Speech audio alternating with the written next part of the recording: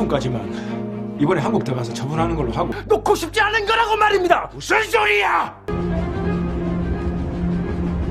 입니다. 압승 대한민국 만세!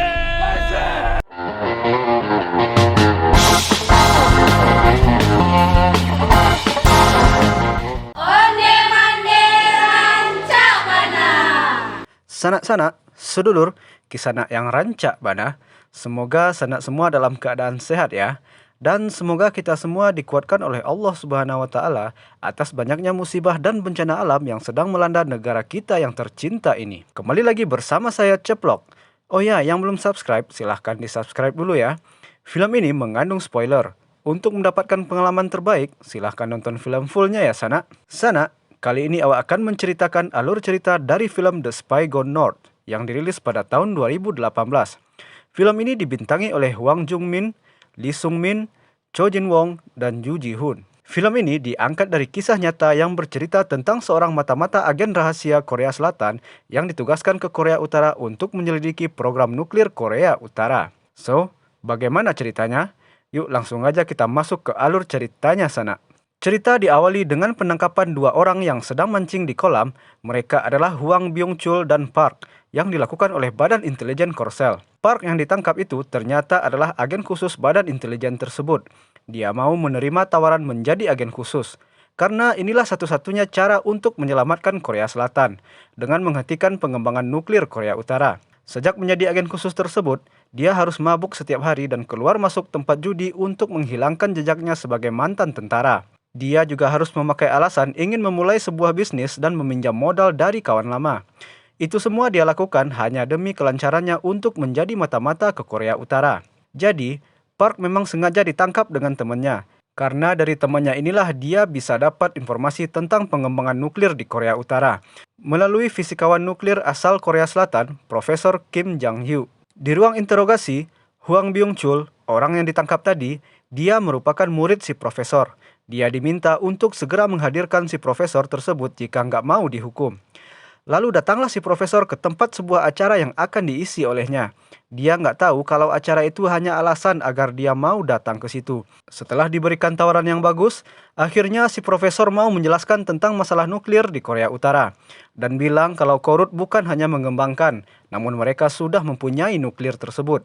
Disitulah akhirnya Park ditugaskan untuk menyelidiki para petinggi Korut dan mencari tahu apa yang mereka lakukan. Pertama, dia harus segera datang ke Beijing untuk menemui Direktur Komite Ekonomi Luar Negeri Korut, Ri Myong-un.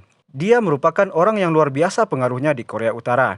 Dan untuk menarik perhatian orang ini, Park pun harus berpura-pura menjadi pebisnis sukses. Dia beroperasi dengan kode nama Black Venus. Mulailah Park ke Beijing untuk menemui Kiyohara agar bisa mendapat perhatian dari pihak Korea Utara. Dan memang pada saat selanjutnya, saat dia sedang berjalan di pasar, ada orang yang mulai mengikutinya. Dia pun tahu dengan hal itu, dan dia terus melanjutkan misinya. Dia beranggapan jika dia sudah diikuti, berarti laporan tentangnya sudah sampai ke petinggi Korea Utara.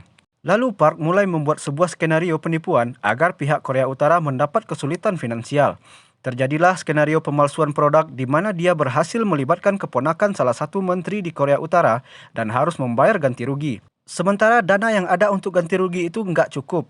Itulah yang membuat direkturi langsung menghubungi Park dan mengajak untuk langsung bertemu.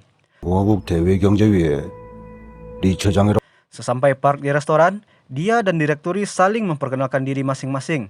Direkturi meminta bantuan kepada Park untuk menyelesaikan kasus ganti rugi pemalsuan tersebut. Dan sebelum masuk ke konten bisnis selanjutnya, Park diberikan pertanyaan dulu oleh direkturi. Pertanyaannya cukup sulit, tapi Park berhasil melewatinya dengan baik. Setelah pertemuan itu, Park langsung memberikan laporan kepada Kepala Choi. Dan Choi langsung memberikan bekal sama Park untuk pertemuannya dengan direkturi selanjutnya. Dan Choi menekankan kepada Park untuk memilih bisnis yang memungkinkan untuk bisa menyusup ke Korea Utara. Di pertemuan yang kedua, Park langsung memberikan uang ganti rugi dan juga data yang diminta oleh direkturi. Di situ dia juga diperkenalkan dengan Jung Moo-taek dari Kementerian Pertahanan Korut. Jung mengatakan kepada Park lebih baik menjual informasi saja daripada berbisnis di Korea Utara. Park marah karena hal itu dan langsung pergi meninggalkan pertemuan tersebut dan membawa kembali uangnya. 조선 것들은 안 된다니까. Baru saja dia meninggalkan ruangan, dia ditelepon oleh direkturi yang mengajaknya untuk makan bersama 30 menit kemudian. Dan Park pun senang karena merasa berhasil. Park menyiapkan peralatan yang dibutuhkannya dan menitipkan barang ke resepsionis. Lalu langsung menuju ke tempat makan. Kemudian diperiksa sebelum memasuki ruangan. Baru saja pertemuan dimulai, Park langsung kesal dengan ulah Jung 이 새끼가 진짜 보자 하니까 야 이 새끼야. dan direkturi memperingatinya. Untuk menenangkan diri, Park keluar sebentar. Sebenarnya ini taktik Park untuk mempersiapkan peralatan yang udah ditaruhnya sebelumnya di toilet. Dia menyelipkan alat rekaman di kakinya. Saat dia keluar dari toilet, agen korut merasa ada hal yang aneh dengan Park. Setelah Park mengambil barang yang dititip di resepsionis tadi, Jung kembali memeriksanya. Park kesal dan marah-marah dengan berteriak keras-keras. 시작하라. 뭐라? 너하고 일 안 한다. 일 빨개 이 새끼야. Ini taktik Park supaya tidak ketahuan karena dia sudah membawa rekaman di kakinya. Barang dari resepsionis juga diperiksa. Jung kaget karena isinya jam Rolex. Saat itulah direkturi datang dan menyuruh anak buahnya untuk berhenti memeriksa Park. Direkturi bilang pada Jung bahwa dia mengganggu perintah para petinggi untuk melayani Tuan Park dengan baik. Dan dia menyuruhnya untuk segera pergi. Dan berlanjutlah pertemuan antara Park dan direkturi yang membahas tentang bisnis. Direkturi bilang kalau pihaknya ingin semacam bisnis yang bisa untuk jangka panjang. Dan dia meminta Park untuk bisa mencarikan bisnis semacam itu. Dan sebelum pertemuan selesai, Ri memberikan sebuah guci antik untuk Park agar bisa dijual di Korea Selatan. Selanjutnya, Park datang menemui Choi untuk mengatakan bahwa yang bisa membuat akses ke utara adalah bisnis periklanan. Choi menyuruh Park untuk mencari tim produksi untuk menelusuri berbagai area di sana agar nantinya bisa menemukan reaktor nuklir itu. Park pun mulai menemukan tim produksi yang berpengalaman dan layak untuk melakukan bisnis itu. Dan Park langsung diajaknya untuk bekerja sama karena kebetulan sekali tim itu sangat ingin untuk membuat iklan di Korea Utara. Sementara itu di kantor Badan Intelijen di Seoul, Choi dan sang kepala BIN sedang membahas masalah pemilu. Dia bertanya kepada Choi mengapa dukungan untuk Kim Dae-jung semakin meningkat. Kepala BIN menegaskan kalau partai yang sedang berkuasa kalah, maka badan intel ini akan dihapuskan. Dan dia menekankan sama Choi bahwa dukungan untuk Kim Dae-jung harus ditekan. Di malam berikutnya, di mana Park kembali bertemu dengan direkturi, dia memberikan gambaran proyek iklan yang akan sangat menguntungkan bagi Korea Utara di masa yang akan datang. Selanjutnya, dia juga mengatakan bahwa proyek iklan hanyalah permulaan. Setelah diterapkan, proyek-proyek lain akan berdatangan. Direkturi bilang kalau dia harus melaporkan dulu ke Pyongyang dan menyuruh Park untuk bersiap-siap. Dan Park diminta untuk menunggu kabar dari direkturi dalam waktu 3 hari. Di tempat lain, tepatnya di daerah zona gencatan senjata, pasukan korut melancarkan serangan ke Korsel dan memprovokasi zona demilitarisasi.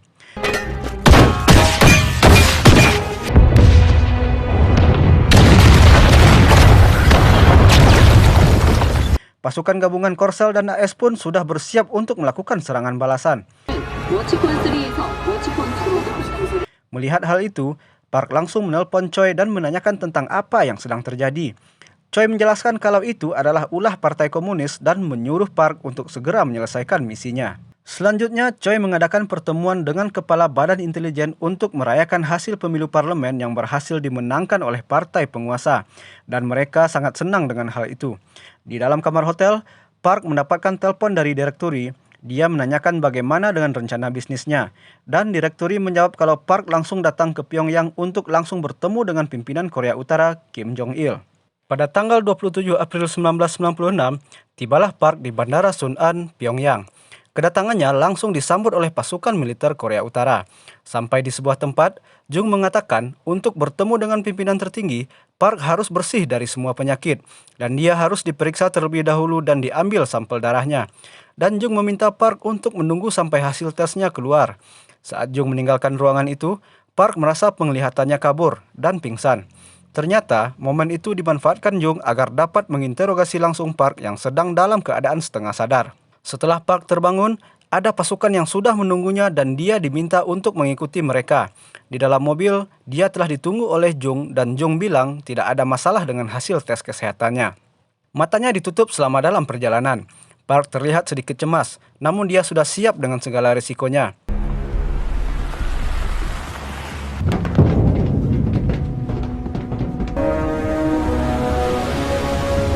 Di atas kapal, Jung memutarkan hasil rekaman yang didapatnya dari menginterogasi Park saat sedang pingsan tadi. Dia kembali memberikan peringatan kepada Park jika dia punya niatan lain selain berbisnis di Korea Utara, maka bukan hanya Park, tetapi keluarganya juga akan sengsara. Park berhasil lagi melewati tes lainnya, guys. Sampailah Park di tempat pertemuannya dengan pimpinan tertinggi Korea Utara.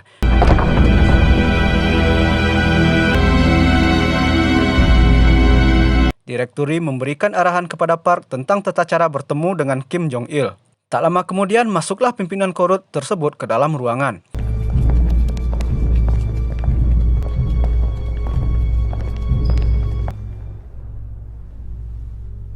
Mereka bertiga mulai berbincang membahas rencana bisnis dan Park meminta akses bebas berkunjung ke berbagai tempat di Korea Utara. Setelah merincikan keuntungan yang akan didapat oleh Korea Utara di masa yang akan datang, mereka pun akhirnya mencapai kesepakatan. 장군님, 도장 직소.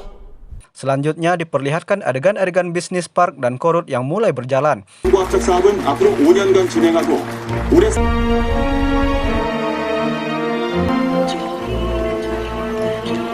Sementara itu, Choi tetap meminta kepada Park untuk mencari di mana lokasi reaktor itu. Park meminta kepada direkturi untuk bisa melakukan proses syuting iklan selanjutnya di daerah Yongbyon. Namun direkturi mengatakan itu nggak mungkin karena Yongbyon berada di bawah kontrol unit militer dan mustahil untuk diekspos. Karena nggak berhasil memujuk direkturi, Park akhirnya mencoba untuk memujuk Jung dengan mengatakan bahwa sebenarnya sebelum dia berangkat, dia mendapat informasi dari seorang profesor arkeolog bahwa di dekat daerah Yongbyon banyak artefak kuno yang belum berhasil digali. Dan itu memiliki nilai jual yang tinggi. Dan sekali lagi, Park pun berhasil. 역시. Saat sampai di daerah yang dituju, dia diberikan PIN oleh direkturi dan Ri mengatakan kalau Park sudah lolos dari semua tes dan sudah dianggap sebagai bagian dari Korea Utara. 아이고, 고맙습니다. Park dan Kamrat Kim mulai menyusuri jalan-jalan di sekitar daerah itu. Dia melihat banyak mayat-mayat yang hanya ditumpuk di tepi jalan saja. Kamrat Kim berkata tentang sesuatu yang berbahaya kepada Park. Namun Park yang menyadari mereka sedang disadap langsung memberikan kode kepada Kim untuk segera diam. 갑시다, 좀. Dalam jamuan makan malam selanjutnya, direkturi memperkenalkan istri dan anaknya kepada Park. Park bertanya kepada direkturi kenapa Kamrat Kim yang menemaninya tadi tidak datang. Lalu Ri menjawab bahwa mulai saat ini akan sulit untuk bertemu dengan Kim karena dia dipindahkan ke Rusia. Ri juga mengatakan kalau jenderal sampai tahu dengan hal yang dikatakan oleh Kim tadi, maka bukan hanya proyek saja yang akan berhenti, hidup kita semua pun akan terancam. 광고 사업은 앞으로 문제 없이 진행될 때 각별히 행동에 유념하시오. Setelah semua kejadian di Yongbyon, Park mulai merasa cemas. Apakah direkturi tahu dengan identitas aslinya? Di kantor Badan Intelijen Korsel, Choi sedang bertemu dengan Kepala BIN dan Pak Kepala memberikan dokumen rahasia yang berhasil mereka sadap di Cina, yang berisi tentang rencana pembubaran Badan Intel. Jika Kim Dae-jung terpilih jadi presiden, maka pada tahun 1998, Badan Intel akan dihapus dan diubah menjadi suatu agensi keamanan nasional. Untuk mencegah hal itu terjadi, maka Pak Kepala bilang sama Choi untuk segera meminta bantuan Korea Utara dan meminta Black Venus yang melakukannya. Choi yang awalnya menolak terpaksa harus mengikuti kata-kata atasannya karena situasinya memang sedang mendesak.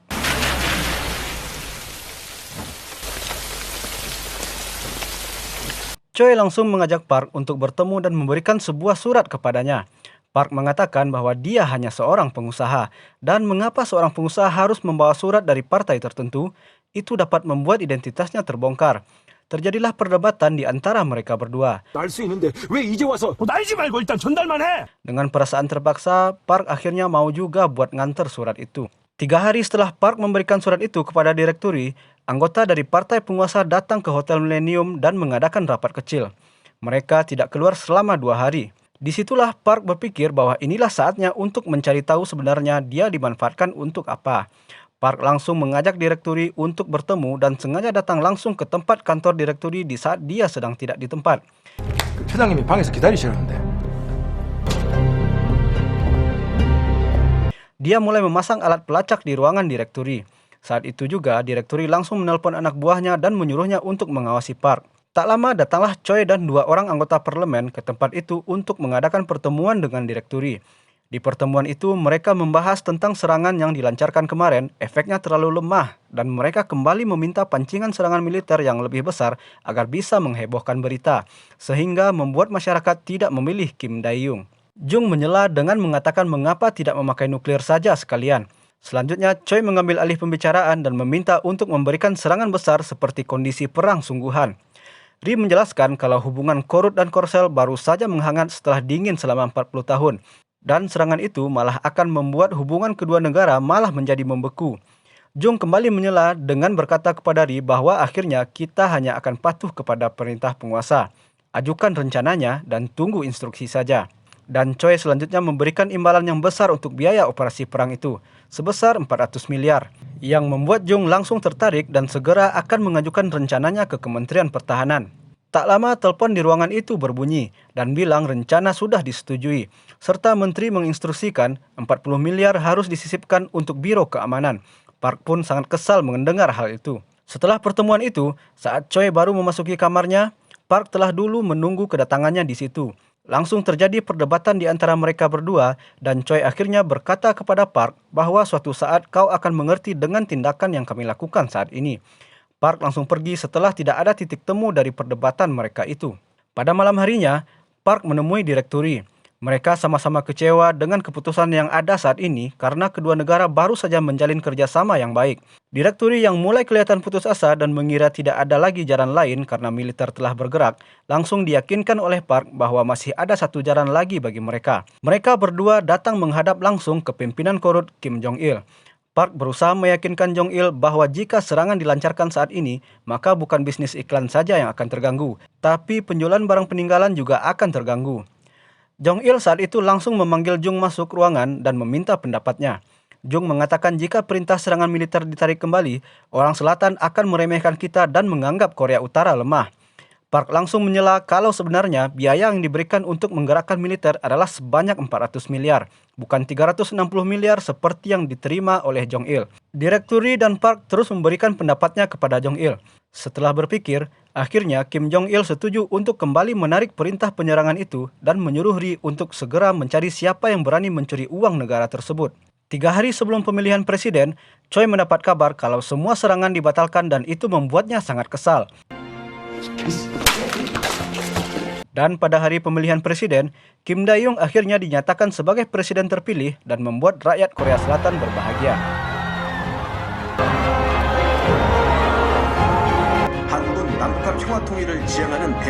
Dalam pidatonya, Kim Dae-jung menekankan sebuah rencana harmonisasi hubungan Korea Utara dan Korea Selatan. Dan jika diperlukan, Kim Dae-jung akan mengadakan pertemuan langsung dengan Kim Jong-il. Adegan selanjutnya diperlihatkan Park yang diajak makan bersama di rumah kediaman direkturi. Ri memberikan sebuah hadiah kecil berupa aksesoris dasi untuk Park. Di tempat terpisah, Choi kembali bertemu dengan anggota parlemen. Anggota itu bertanya kepada Choi siapa saja yang mengetahui tentang rencana serangan militer. Choi menjawab ada 5 orang dan Park termasuk di dalamnya. Anggota itu menyuruh Choi untuk mencari cara agar menutup mulut Park. Choi memutuskan untuk membuat berita tentang Park yang mengunjungi Korea Utara dan menyebarkan informasi rahasia negara tanpa pengetahuan badan intelijen. Akhirnya berita itu langsung menyebar dengan cepat di seluruh Korea. Direkturi yang juga ikut membaca berita itu langsung mendatangi Park dan mau menembaknya pada awalnya. Namun mungkin karena hubungan mereka yang udah terlanjur erat, Park malah dibantu oleh direkturi.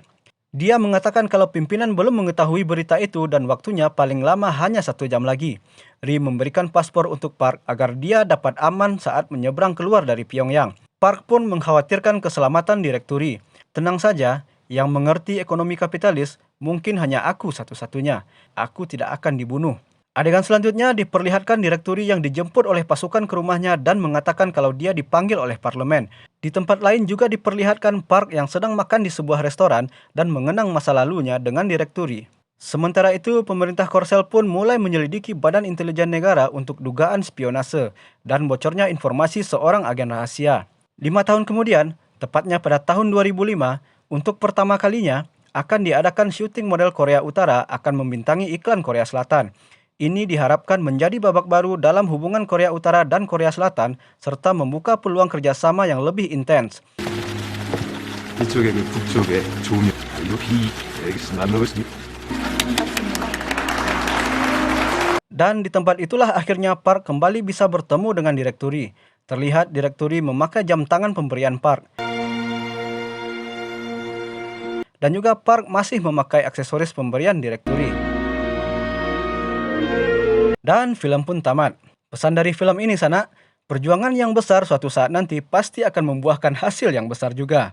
So, jangan pernah berputus asa dalam memperjuangkan mimpi kalian ya Sanak. Bantu like, share, dan subscribe ya Sanak. Onde mande, rancak bana.